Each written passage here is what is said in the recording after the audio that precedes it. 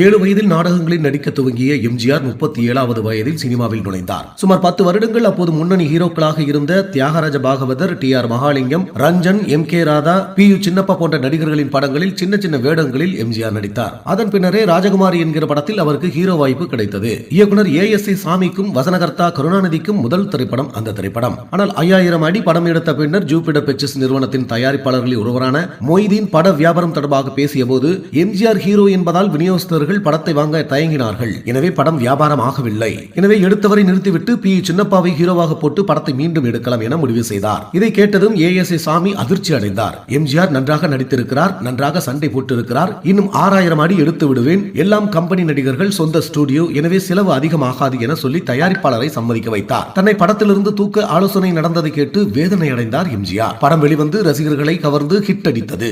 எம்ஜிஆர் எனும் கதாநாயகன் உருவாக விதை போட்ட படமாக ராஜகுமாரி